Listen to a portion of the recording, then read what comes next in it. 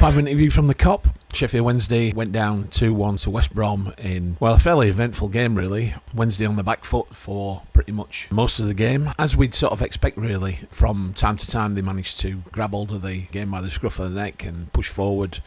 Again, Gassama by far the most effective of the Wednesday players going forward. We had to make changes today because no Barry Bannon, and potentially he might be out for a while, but at some point we've got to live without Bannon in the side, but he pulls all the strings, so it's very difficult.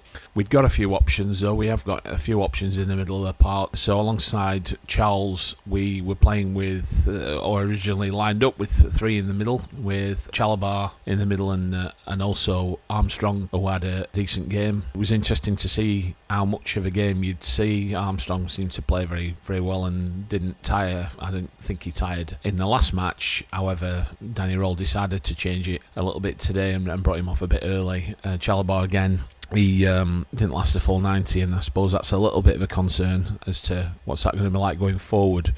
We had a stronger side as you could expect. Michael Smith up in the middle, and he managed to put himself about, but without managing to get many opportunities. And we were battling hard, and you were just hoping, well, if we managed to get something out of it, fair enough. But if not, I'll settle for a draw. Then they scored. Adam Armstrong, who has banged massive amounts of goals in the Championship, was there again.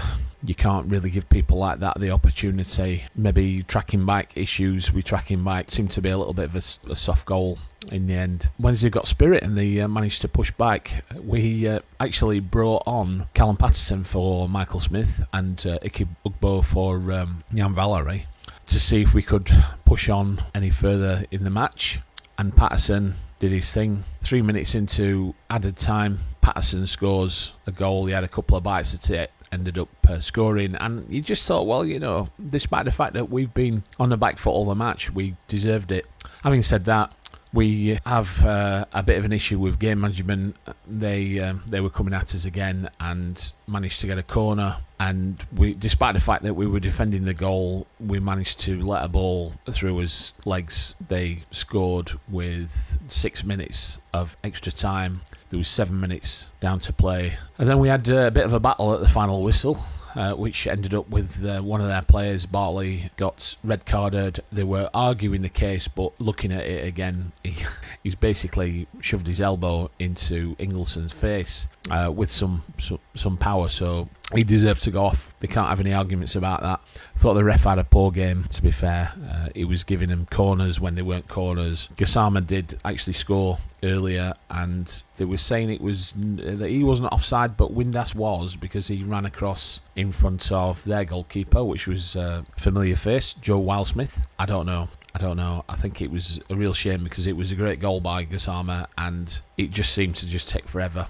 It just reminded us of that time, was it Plymouth, where the replay came on the scoreboard and then they decided to cancel the goal, even though it shouldn't have been cancelled. I think it probably should have stood as a goal. There seemed to be a little bit of bias coming from the officials. Anyway, did we deserve to win? No, not necessarily. Did we deserve to draw? I think definitely we did. I think we fought our corner. I think we tried our hardest, but we just couldn't see that game through.